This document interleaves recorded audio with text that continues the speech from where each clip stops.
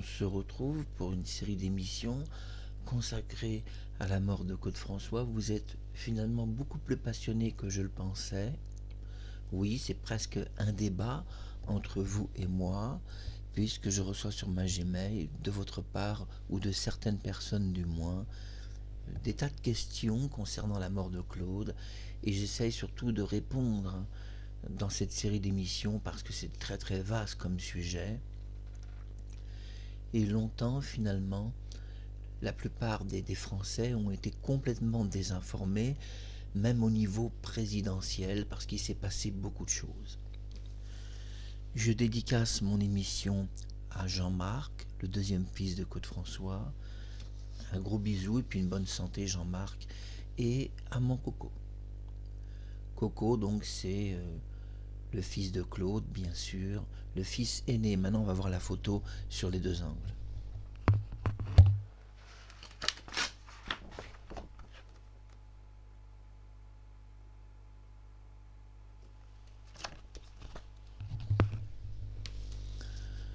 Voilà une petite déchirure sans gravité, c'était le scotch qui s'est décollé. Au-delà de ça, l'émission commence. Cette série d'émissions vous passionne, mais peut-être que celle-ci va être plus passionnante que les autres. Parce que dans la mort de Claude François, il y a la version de la police par Michel Pleiber, qui s'est exprimé auprès de la presse française, on va dire, plus de 40 ans après la mort de Claude. On aurait aimé avoir ces petites confidences immédiatement. On a les confidences de quelques Claudettes qui étaient présentes donc boulevard Exelmans. Une d'entre elles, donc que je salue, c'est Annie Borg, que moi j'appelle Sylvia Borg, a vu Claude François avec son costume, mais évidemment à une heure qui ne peut pas être celle où elle est arrivée sur le boulevard Exelmans, puisque il portera son costume qu'en fin de journée, et cela sera décidé par Kathleen et la mère de ses deux enfants, Jeanne-Marie Forêt, que vous connaissez sous le prénom d'Isabelle. Impossible de voir Claude François avant. Il y avait, c'est vrai, on doit le dire, une première enquête de police qui va tourner au fiasco. On parle d'un fiasco. Alors bienvenue dans cette émission qui va en plusieurs parties. Oui, parce que là, cette émission est très particulière. C'est la mort de Claude François vue par le président de la République, Valéry Giscard d'Estaing. Et pour la première fois, nous allons obtenir de lui plusieurs confidences inédites sur la mort de Claude, puisqu'il a donné à une certaine époque une interview assez longue et inédite, qui est d'ailleurs restée, je dirais pas privée, mais restée un peu inaperçue, diffusée par une télévision espagnole. Imaginez, il faisait là-bas plus de confidences qu'en France, et tellement plus d'ailleurs.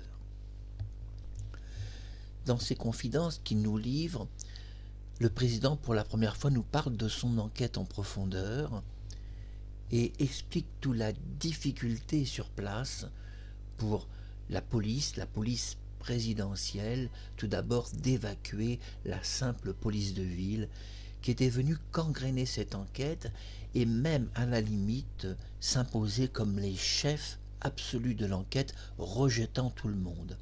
Si les Claudettes ont été rejetées d'une façon quand même assez méchante de la police, parce qu'on doit dire quand même que les Claudettes étaient très populaires, très célèbres, il n'y avait aucune raison de les refuser dans cet immeuble. Elles vont devoir attendre dans la rue, dans le froid, puis finalement seront totalement interdits de voir Claude et attendront en fin de journée que sa mère, notamment Lucia François, donc appelée Lucie, Sylvie Mathurin, le soir a vu Claude. Donc elle confiera qu'elle l'avait même vu avant puisqu'il avait les cheveux mouillés.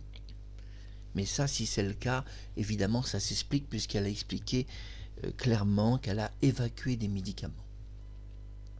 D'ailleurs, c'est confirmé par le président de la République qui a effectué sur des boîtes de médicaments retrouvées dans des poubelles en bas de l'immeuble un relevé d'empreintes digitales qui ont conduit à l'identification de certaines personnes. Et je crois que cette émission va vous passionner parce que jamais, je dis bien jamais, vous n'avez vu la mort de Claude François par les yeux du président de la République lui-même, Valéry Giscard d'Estaing. Je dédie cette émission à Anémone, la très belle femme du président, et j'ai décidé de diffuser leurs photographies. Alors, c'est important qu'on les voit un peu en photo. Le couple présidentiel, 1974-1981. Le couple qui a fait rêver la France, Valéry Giscard d'Estaing, Anémone, qui est princesse de naissance, ce n'est pas rien, et dont son père est mort dans les camps de concentration. C'est pas rien non plus. Et donc je salue aussi la mémoire du peuple juif qui a souffert de déportation. En 1974, Claude soutient Valéry Giscard d'Estaing pour sa campagne de président de la République, dont il sera victorieux. À cette époque-là, on doit le dire, Anémone était une amie de Claude François et pas une fan. On ne sait pas pourquoi, pendant tant d'années, on expliquera qu'Anémone était une fan, c'est-à-dire une admiratrice inconditionnelle de Claude François, et puis jamais la vérité n'a été dite en profondeur comme je vous l'explique. Non, Anémone n'était pas une fan, elle était une amie de Claude, une bonne amie, surtout qu'il avait soutenu son mari pour la campagne présidentielle, et nous savons que 3 jours avant sa mort, Claude François soutenait une nouvelle fois son ami Valéry Giscard d'Estaing. Il n'était pas dit qu'il était son ami, mais, entre guillemets, il était pourtant. Oui, alors qu'il est à 3 jours de sa disparition, il soutient une nouvelle fois Valéry Giscard d'Estaing, pensant que pour les années 1981, il est toujours l'homme de la situation en France. D'ailleurs, je dois vous confier aussi que pour ma part, j'ai toujours eu une immense affection et pour Valéry Giscard d'Estaing et pour Anémone, et que effectivement, je me suis pris à voter pour lui, pour Valéry Giscard d'Estaing. J'ai voté pour lui parce que c'était vraiment un homme exceptionnel et que j'aime toujours infiniment et qui est mort, je trouve, à un âge avancé de la vie, mais c'est toujours regrettable. Je dis qu'on soit jeune ou vieux, c'est un jeune qui part quand même. C'est pas l'enveloppe qui doit discriminer les gens. Il y a trop de discrimination liée à la vieillesse. Parce qu'on aurait 80 ans, 90 ans, on serait plus qu'un impotent. C'est pas si réel, c'est pas si vrai. Mais tout est de la faute du gouvernement. Je ne parle pas d'Emmanuel Macron, qui est un homme dynamique et que je plains d'avoir passé son temps à envoyer des armes. Il y avait tellement d'autres choses à faire pour la France. Mais au-delà de ça, ne critiquons pas. Ils ont voulu envoyer des armes pour défendre un pays, alors ne critiquons pas. Même si on regarde en profondeur la vraie histoire, c'est tout de même ce pays qui a été agressé certains Russes dans le Donbass. Et oui, et violer les accords de Minsk entre l'Allemagne et la France. C'est pas rien quand même dans quelle guerre ils nous ont plongés. Mais là n'est pas la question, nous sommes là pour parler de Valéry Giscard d'Estaing. Je voudrais saluer l'équipe merveilleuse de YouTube qui nous soutient, et je crois que sans vous, cette chaîne n'existerait pas, parce qu'il n'y aurait aucun moyen de la faire vivre. On n'a pas assez de relations pour le faire. Je remercie donc les Claudettes et tous les gens qui nous suivent, aussi les Japonais, Upiko, Junuchi, Kazusaki Taguchi et tant d'autres. Bienvenue donc dans cette première qui va en plusieurs parties. Valéry Giscard d'Estaing, que savait-il sur la mort de Claude François?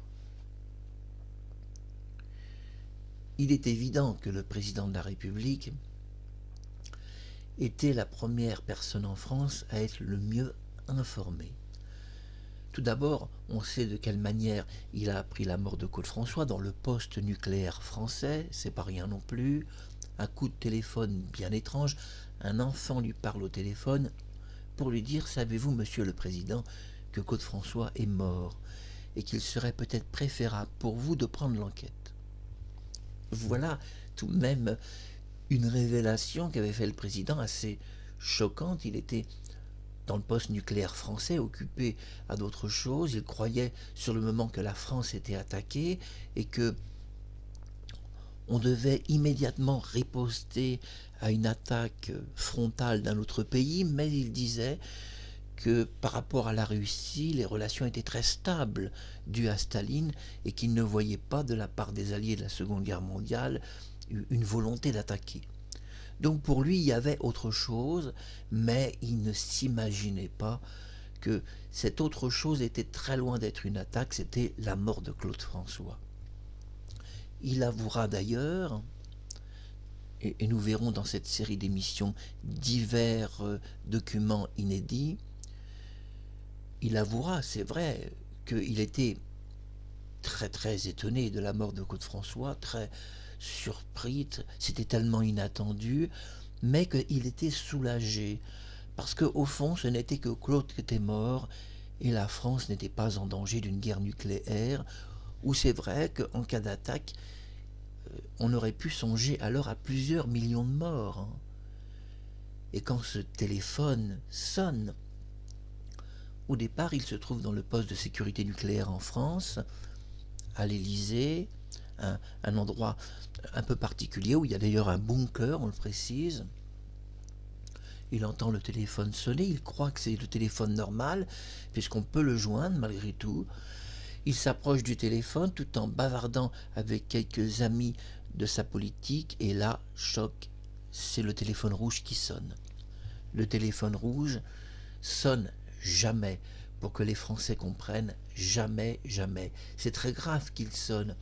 Il sonne en cas de guerre, et quand c'est le rouge, vraiment le rouge dans le poste nucléaire, c'est en cas d'une demande d'urgence, de riposte face à une attaque. Donc immédiatement, le président a pensé à une guerre nucléaire. Il a été même un peu affolé. Et il dira qu'il avait poussé un ouf de soulagement quand il avait appris d'une voix d'un petit enfant qui pourrait être Anémone, sa femme, la mort de Claude François. Oui, Anémone avait sans doute cherché à le joindre, et nous pouvons dire que c'était elle, puisque par rapport à la charge présidentielle, elle aurait eu de très graves ennuis de téléphoner. Oui, on peut même poursuivre une personne en justice pour l'avoir fait. Donc tout s'est fait sous le caractère de l'anonymat. Ce petit enfant, à la voix si féminine, a de grandes chances tout de même d'être Anémone en personne. Mais que s'est-il passé? Pourquoi Valéry Giscard d'Estaing a-t-il été contacté dans le poste nucléaire français le 11 mars 1978? Tout ça n'a aucun sens. Lui qui préparait sa campagne politique avait tellement d'autres soucis en tête. Le véritable problème est que dans l'après-midi, la mort de Claude est annoncée sur des radios et aussi à la télévision. Et Anémone, la femme du président, donc la femme de Valéry Giscard d'Estaing, pour préciser les choses, donc apprend, comme chaque Français, que Claude est mort. Bon, une surprise tout de même de masse. Évidemment, elle en souffre, elle en pleure, elle en meurt, pour faire quelques jeux de mots. Et qui riment. Oui, elle en souffre parce que Claude François, elle n'est pas juste fan d'un artiste qui aurait débuté avec quelques belles chansons, belle, belle, belle, pauvre petite fille riche ou marche tout droit. Non, il y a au-delà de la relation des chansons et du public, il y a entre Anémone une vraie intimité. Quand elle le reçoit en 1974-1975 pour Noël à l'Élysée, Claude lui a fait des courbettes et des gros yeux. D'ailleurs, le président avait vu un petit peu le jeu de Claude François de séduire un peu sa femme, mais a compris que c'était un jeu de séduction amical. D'ailleurs, il en profitera pour bien répondre à la chose en séduisant de son beau sourire sa Claudette Peggy, qui était à l'époque une de ses Claudettes les plus importantes, puisqu'elle logeait dans un appartement privé de Claude François. de ses beaux sourires charmant une Claudette, essayant un petit peu de trouver une répartie face à Claude qui charmait sa femme, parce que Claude était un charmeur, il ne la draguait pas, il la charmait. Et en plus, elle n'était pas tout à fait indifférente au charme du chanteur. Mais Claude avait le respect de la distinction et du grade politique, et surtout le président pour lui, c'était le sommet de la France. Aujourd'hui, c'est perdu un peu cette notion, on doit le dire, cette notion du sommet des choses, et quand on rencontre un président, on a effectivement l'impression de rencontrer son voisin. C'était pas le cas en 1975. Rencontrer un président était très bien expliqué dans les films de Louis de Funès.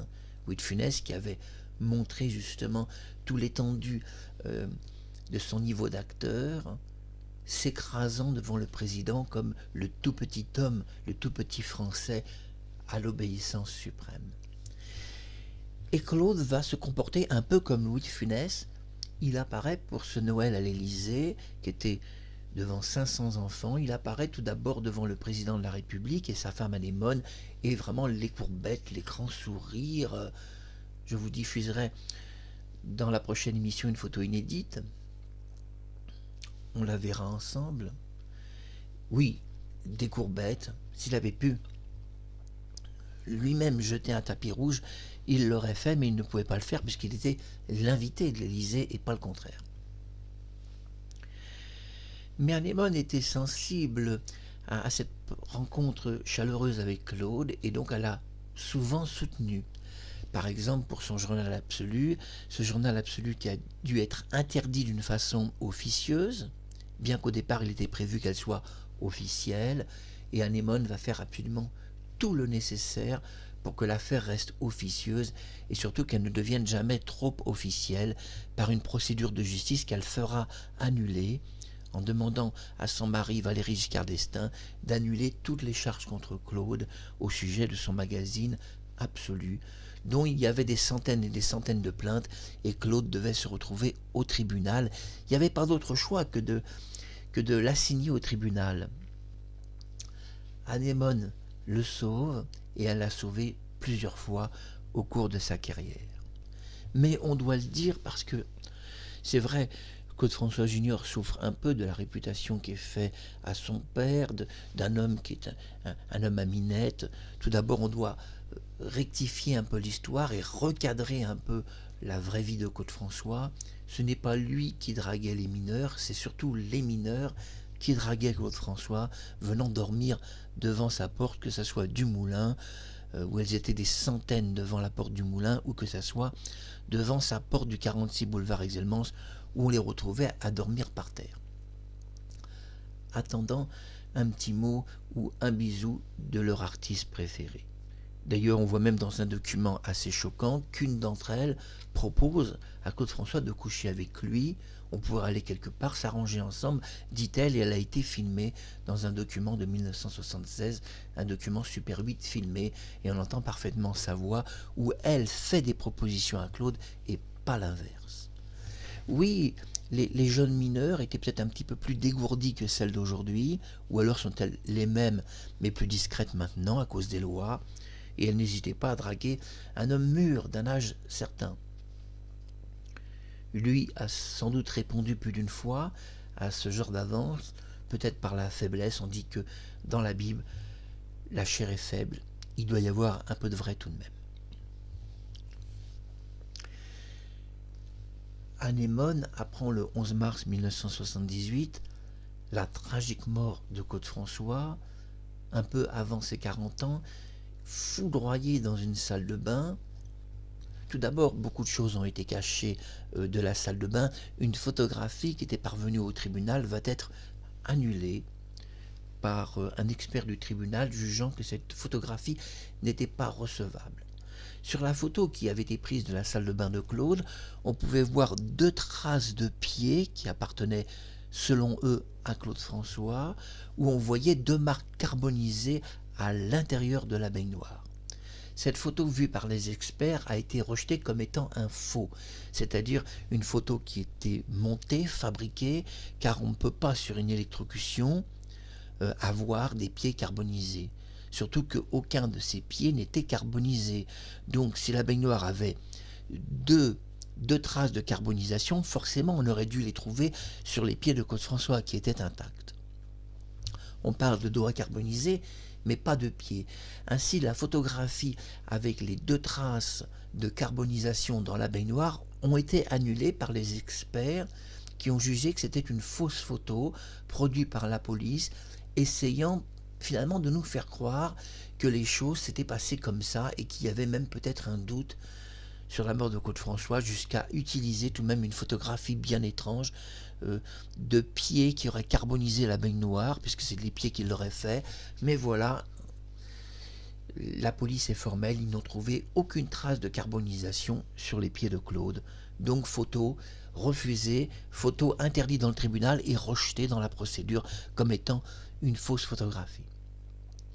Et pourtant, dans la mort de Claude François, les policiers iront jusqu'à utiliser une fausse photographie, ce qui est quand même très très grave, avec 2 traces de carbonisation de pieds à l'intérieur de la baignoire de Claude, essayant de faire croire finalement au tribunal que ces pieds avaient carbonisé une partie de la baignoire. Évidemment absurde et grotesque, puisque le rapport des policiers et les témoins mentionnaient que Claude n'avait pas les pieds carbonisés, et comme il était nu, intégralement nu, dira le docteur Elbaz, on pouvait être sûr en regardant ses pieds qu'il n'y avait aucune trace de carbonisation. Évidemment, si la baignoire avait été touchée de traces de carbonisation, que dire alors de ses pieds qui auraient été 8 à 10 fois plus touchés?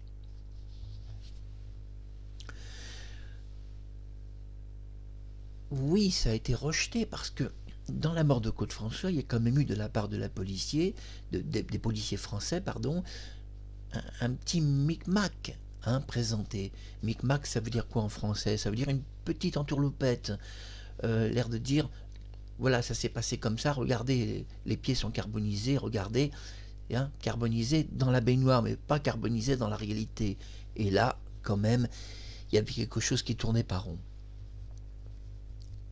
D'ailleurs, Valéry Giscard d'Estaing, dans cette série d'émissions, parlera des pieds carbonisés, parlera de tout ça, de ces traces dans la baignoire un peu suspectes. Nous allons entendre une petite interview de quelques minutes.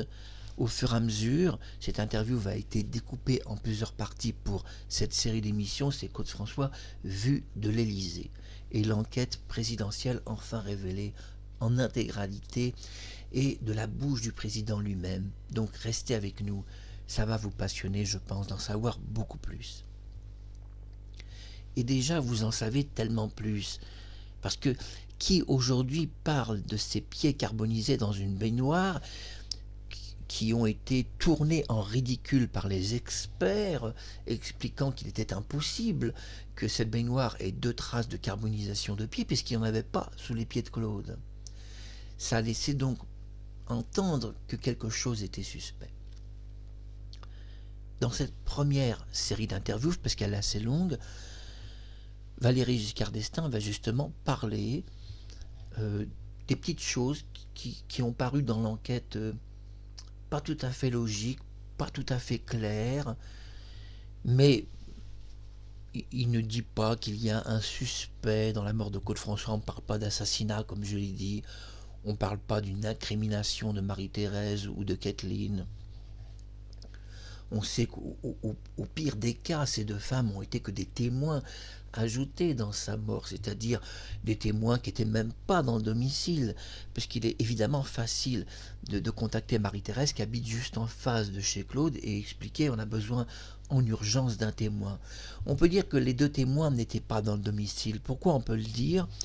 Parce qu'on a une contradiction de témoignage entre Kathleen et Marie-Thérèse, suivez les précédentes émissions, et une telle contradiction prouve qu'aucune des 2 femmes n'a vécu réellement la mort de Claude François, parce que si les 2 femmes avaient vécu cette mort comme une réalité, elles auraient le même témoignage identique. Qui dit contradiction, énorme contradiction, dit évidemment fausse histoire et montage des 2 femmes ou de quelqu'un d'autre. On n'incrimine personne, parce que j'aime bien Marie-Thérèse, j'aime bien Kathleen, et je sais que ce qui a été fait pour Claude avait un objectif surtout protéger l'homme, protéger ce qu'il représentait, sa valeur, son image artistique. Et d'ailleurs, Valéry Giscard d'Estaing, dans cette rare confidence, n'a pas étalé ça, on va dire, à la une des journaux ou à la une des télévisions. Non, ce fut une confidence pour Télévision Espagne, une confidence qui n'a même pas été diffusée en France, et peut-être d'ailleurs qu'il ne voulait pas parler de cela en France pour préserver un peu l'image du chanteur. Et j'ai remarqué que souvent, on découvre dans des interviews italiennes ou dans des interviews à l'étranger plus de vérité sur notre pays que notre pays en contiendrait, car les politiciens sont beaucoup plus bavards quand ils sentent qu'il n'y a pas de pression, que finalement rien ne sera repris contre eux et qu'ils s'expriment dans un autre pays, alors on a tendance à entendre la vérité. Et souvent la vérité est profondément dite, avec stupeur parfois, et quand on visite certains pays, on se dit c'est pas possible, tout ce qu'on nous cache dans notre pays, et je dirais que les étrangers connaissent mieux notre pays que nous. Il y a un peu de vrai, j'entendais des Polonais, des Tchécoslovaques, des Russes, et même certains Ukrainiens nous dire que ils connaissaient mieux notre pays que nous, et même notre histoire. C'est aberrant, ils connaissent mieux l'histoire de France que nous. Déjà parce qu'elle a été moins censurée dans leur pays par rapport au contact entre historiens, où on sait qu'au cours des temps, l'histoire a été plus ou moins modulée ou changée. Ainsi, je vous invite à rejoindre la bibliothèque Gallica, Gallica FR, où je suis membre honorifique, pour une bibliothèque gratuite, pour vous permettre dans cette bibliothèque nationale française de mieux consulter les archives historiques. Je vous conseille parce que c'est important, car l'école ne vous apprendra que superficiellement l'histoire, et voir parfaitement quelque chose qui est parfois contraire même, et à l'histoire, et à sa direction précise au moment des faits, c'est ce que je veux dire. Anémone se trouve à l'Élysée, le 11 mars 1978. Un objectif, savoir comment est mort Claude François. Elle va donc prendre contact auprès de la police d'enquête. La première police qui est arrivée n'était pas la police du président, c'était une sous-police, mais ce n'était pas la police du quartier, du 16e arrondissement, c'était d'autres personnes. Et que ce soit la secrétaire, le chargé de mission du président et même un ministre, personne n'obtient la moindre information de la police française, ils ne désirent pas coopérer avec l'Élysée. Et là, vous voyez, ça peut-être été de la part de la police leur plus grande erreur, parce qu'on doit tenir compte qu'en 1978, Valéry Giscard d'Estaing, il est le président des Français, de toute la France, c'est pas rien. Il est le président, il n'y a pas de séparation des pouvoirs comme aujourd'hui, entre police et chef d'État, et donc si quelqu'un de l'Élysée demande une information, la police doit s'exécuter immédiatement, pratiquement immédiatement. Ce refus des policiers de donner des explications sur la mort de Claude, de révéler le début de l'enquête qui avait quand même bien commencé depuis plus d'une heure, ce refus de révéler les premiers éléments de l'enquête vont inquiéter la première dame de France, donc qui est née princesse, je le précise, qui est la très belle et charismatique Anémone, que j'aime infiniment, et dont Claude était un grand ami de cette merveilleuse femme qui l'a sauvée plus d'une fois d'ailleurs, même de la prison, n'ayant pas peur des mots. Oui, Anémone trouve étrange, suspect, que la police ne coopère pas avec quand même l'Élysée, qui est le membre suprême de la République. Même chose du côté du secrétariat du président de la République, le chargé de mission, comme tant d'autres personnes, même un ministre essaye de téléphoner en personne pour avoir des informations. Même chose, la police ne désire pas communiquer l'enquête, même pas à un ministre qui siégerait quand même à l'Élysée. Bien étrange. Anémone s'inquiète, elle a le sentiment que quelque chose est caché sur la mort de Claude, et le secrétariat du président, c'est-à-dire la secrétaire du président, pense la même chose. que quelque chose est caché dans la mort de Claude François et que la police participe volontairement à une duperie, si vous voulez, à une sorte de mascarade publique cachant les faits réels de la mort du chanteur. Anémone ne pense pas que Claude François s'est électrocuté. Elle en fait part donc à Valéry Giscard d'Estaing après cet étrange coup de téléphone où il est sorti du poste nucléaire français. Que se passe-t-il, expliquera-t-il. J'ai été joint par la voix d'un enfant. Claude François est mort, c'est quoi cette plaisanterie? Et Anémone lui explique que Claude vient de mourir. En tous les cas, c'est l'information qui circule. Petit problème, personne n'arrive à obtenir la moindre information de la police. Quand je dis personne, c'est personne de l'Élysée, ni secrétariat, ni secrétaire, ni ministre. Un ministre de l'époque a même téléphoné en personne, et la police ne veut pas participer à la moindre divulgation d'informations, alors que la séparation des pouvoirs n'existe pas. C'est à ce moment-là que le président, qui ne voulait pas s'occuper de cette enquête, a trouvé louche qu'on désavoue l'Élysée. Et il s'est senti finalement agressé, lui-même en tant que président de la République française, en tant que haut dignitaire de l'État, et c'est parce qu'il a senti une sorte d'agression finalement contre sa personne, puisqu'à l'époque il était un peu quand même le roi de France dans le sens où il était de famille noble, et qu'il avait toujours dit qu'il était un président mais de sang noble, rappelant tout de même que le révolutionnaire n'avait pas finalement complètement gagné contre la noblesse. D'ailleurs, il a épousé une princesse, puisque Anémone est princesse de naissance. Oui, le président est choqué que sa secrétaire n'ait pas d'informations, un ministre, des gens quand même très très importants à l'Élysée n'ont pas le droit d'être informés de ce qui se passe. Imaginez, peut-on désinformer l'Élysée à une époque où la séparation des pouvoirs n'existe pas? Donc Valéry Giscard d'Estaing a senti ça comme un affront, il le dira, un affront, une vexation, c'est pas très français, mais il a été vexé. Et finalement, alors qu'il était occupé à mille autres choses, notamment la campagne politique, il décide de prendre l'enquête en main et de prendre personnellement cette enquête en main. Alors il passe un coup de téléphone et évidemment, ça se passe très mal alors qu'il est le président. Il entend la police lui dire que c'est pas la peine qu'il se mêle de cette enquête, qu'il s'occupe plutôt de ses affaires politiques, imaginez, et que la police a pris l'enquête et que c'est pas son rôle en tant que président de prendre cette enquête. Alors là, je crois que ça a fait déborder quand même le verre d'eau, une vieille expression française pour dire que tout de même, à un moment donné, la petite goutte d'eau qui va faire déborder le verre, c'est pas une légende, une simple goutte d'eau peut faire déborder toute une histoire.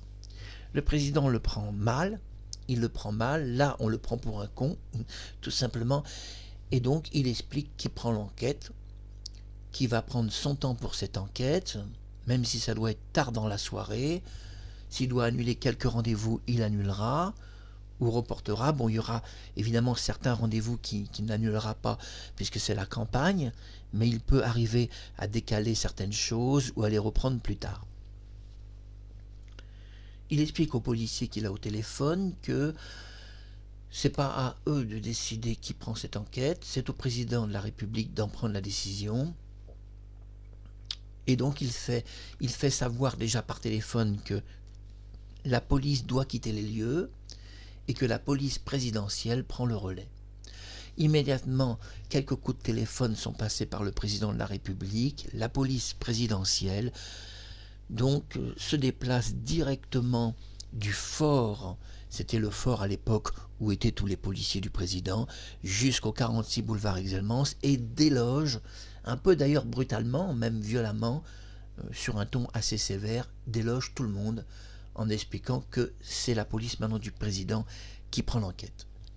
Les policiers se voient tous un peu jetés dehors, eux qui ont d'ailleurs jeté dehors pas mal de monde, interdisant aux Claudettes de voir Claude François, qui était de toute façon masqué et dont on ne peut pas être sûr que c'était lui. Ils nous ont quand même présenté, ces policiers, un homme masqué sur un lit, dont évidemment des personnes qui connaissaient bien Claude auraient peut-être pu identifier que de près ce n'était pas lui. Vous voyez, on ne doit pas oublier quand même que le pompier avait dit qu'il ne savait pas si c'était Claude François et qu'il s'est posé la question quand il s'est penché sur lui. Il l'a trouvé un peu jeune pour être Claude François. Quand on dit jeune, c'est à peu près 17 ans. Donc, vous comprenez le problème. Mais parfois, quand quelqu'un est victime d'un arrêt cardiaque, ça peut rajeunir un peu ses traits. C'est-à-dire aussi. La police du président est arrivée au 46 boulevard Exelmans et déloge tout le monde sur ordre présidentiel. D'ailleurs, le président va prendre cette enquête et va bien dire qu'il ne doit pas y avoir de fuite d'informations entre l'enquête qu'il dirige, et même si ça doit aller jusqu'à 2 ou 3 heures du matin, puisque cette enquête a duré très tard dans la nuit. On parle qu'elle s'est arrêtée vers 2-3 heures du matin, donc on parle vraiment d'une très très longue enquête. Et le président donc place dans l'appartement des personnes sûres, des personnes qui appartiennent entre autres au Quai d'Orsay. On dira que Michel Pleiber était une de ces personnes, mais c'est pas si vrai, puisque lui est arrivé 8 minutes après la mort de Claude, et que c'est plus d'une heure après que la police a été complètement délogée. Complètement délogée. La police présidentielle commence l'enquête et vont dire au président que le premier problème qu'il rencontre, c'est une fille blonde qui se dit donc sa future femme, qui aurait eu une conversation avec lui juste avant sa mort. Problème, il n'arrive à rien comprendre que quelques mots de ce qu'elle dit. Et donc, ils n'ont qu'un témoin, c'est l'attachée de presse de Claude François, qui s'appelle Marie-Thérèse, qui était un petit peu connue d'ailleurs à l'Élysée, vaguement connue. Bon, le président s'entend dire qu'on n'a qu'un témoin finalement, puisque l'autre témoin est hors d'état de s'exprimer, et c'est vrai qu'elle n'arrivait pas à s'exprimer, Kathleen, et c'est Marie-Thérèse qui a effectué les 2 témoignages de la mort de Claude François. D'ailleurs, je ne sais pas, je crois qu'il en parle, à moins que je me trompe, puisque l'interview qu'il va donner est en plusieurs parties.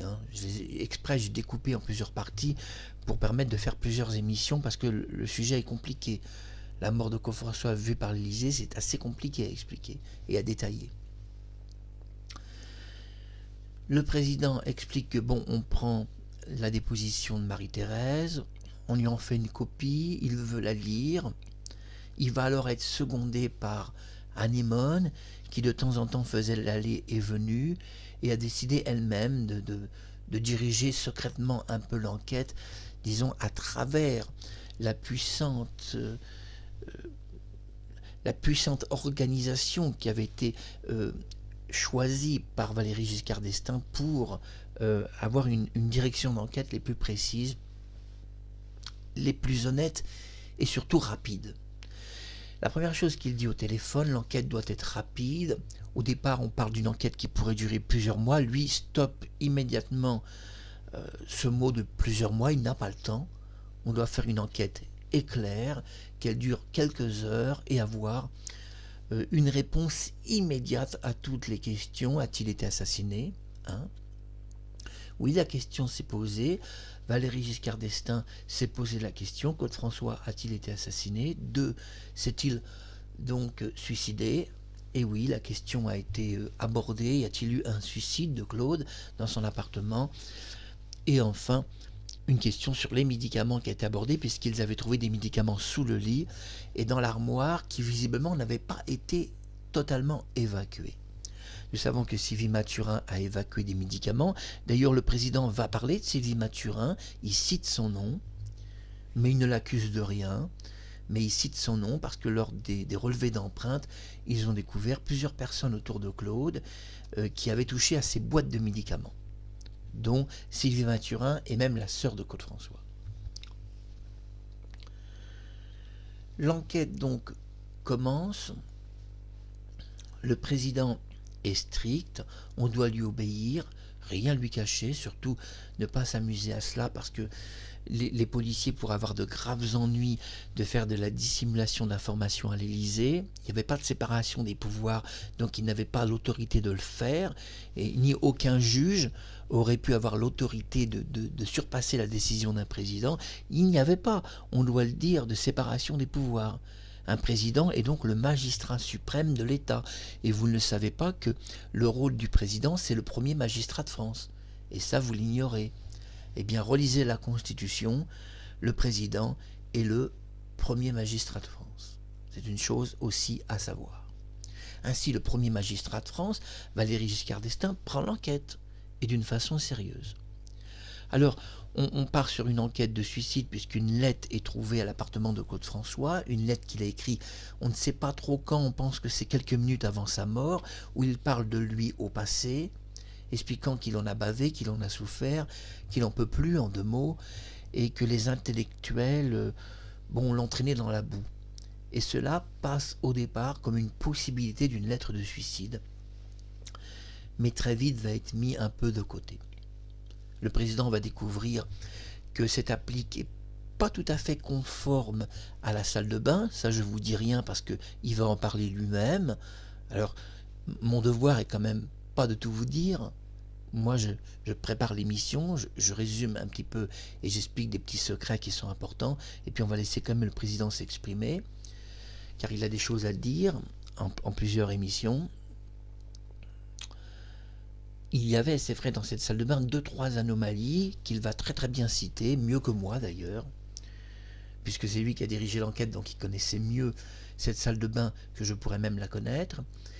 Et Valéry Giscard d'Estaing va mettre en lumière des petites choses qui étaient étranges. Il parle de poubelles qui étaient en bas de l'immeuble, que la police a trouvé quelque chose dans les poubelles. Donc je ne vous dis pas exactement quoi, vous allez le découvrir. Il lui a semblé que certaines choses étaient normales, dira-t-il, et puis d'autres beaucoup moins normales. Alors, je vous propose maintenant d'entendre quelques minutes le président s'exprimer. Je vais fermer ma caméra, vous mettre un plein écran, et après je fais la conclusion de cette partie 1. Écoutons le président s'exprimer, je coupe ma caméra. Écoutons attentivement.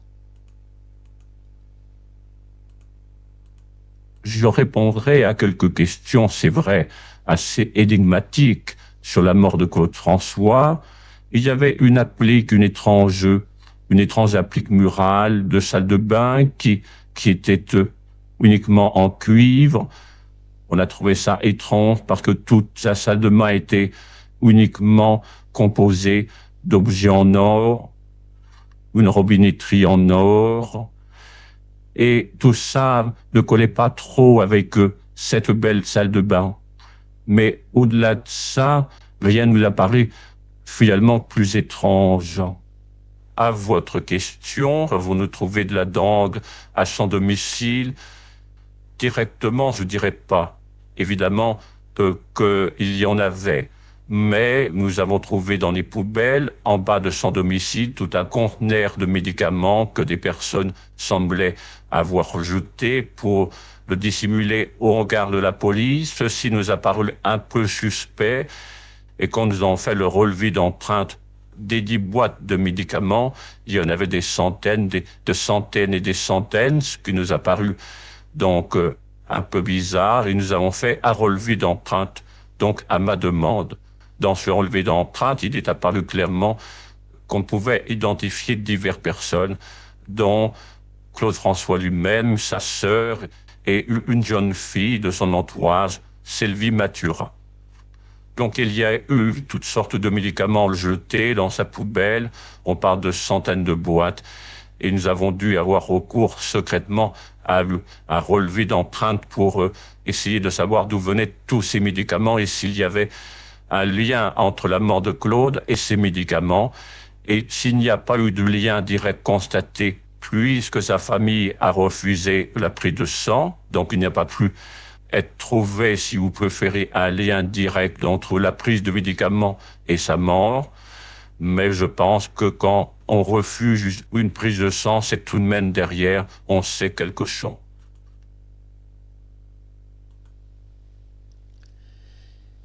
Et voilà des confidences quand même plus qu'intéressantes, même passionnantes.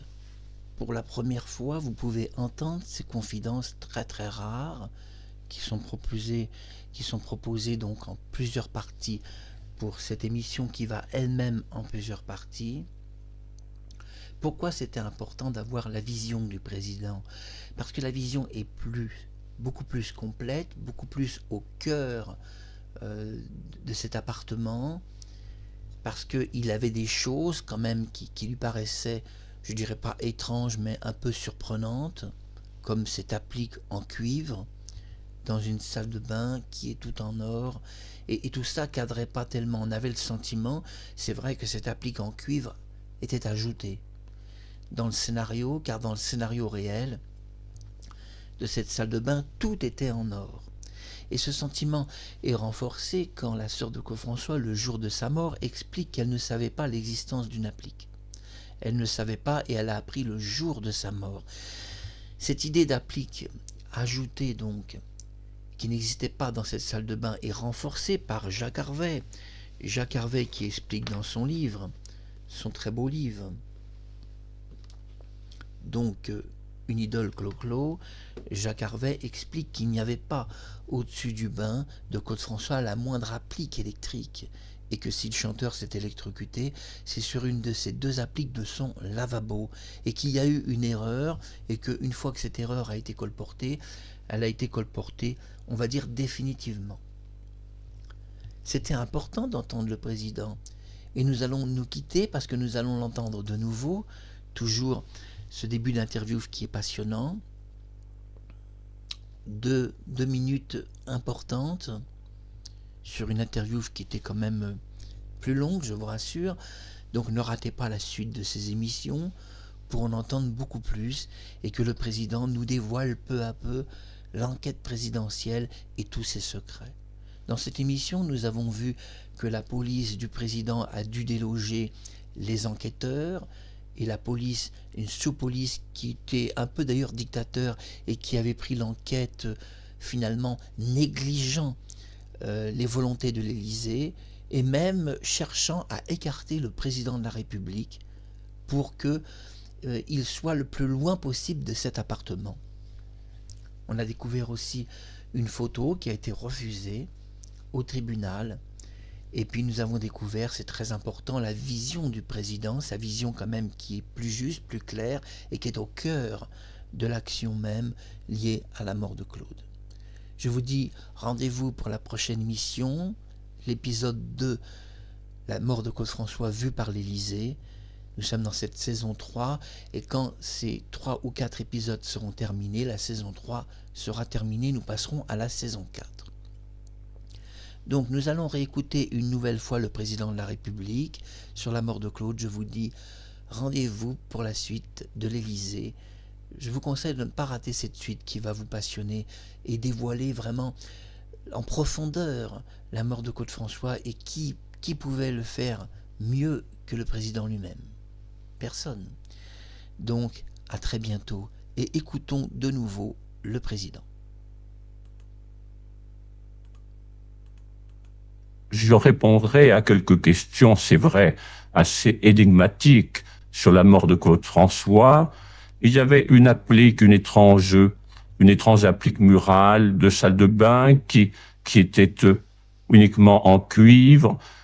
On a trouvé ça étrange parce que toute la salle de bain était uniquement composée d'objets en or, une robinetterie en or. Et tout ça ne collait pas trop avec cette belle salle de bain. Mais au-delà de ça, rien ne nous a parlé finalement plus étrange. À votre question, vous nous trouvez de la dengue à son domicile. Directement, je dirais pas. Évidemment qu'il y en avait. Mais nous avons trouvé dans les poubelles, en bas de son domicile, tout un conteneur de médicaments que des personnes semblaient avoir jeté pour le dissimuler au regard de la police. Ceci nous a paru un peu suspect. Et quand nous avons fait le relevé d'empreintes des 10 boîtes de médicaments, il y en avait des centaines, de centaines et des centaines, ce qui nous a paru donc un peu bizarre et nous avons fait un relevé d'empreinte, donc à ma demande. Dans ce relevé d'empreinte, il est apparu clairement qu'on pouvait identifier diverses personnes, dont Claude François lui-même, sa sœur et une jeune fille de son entourage, Sylvie Mathura.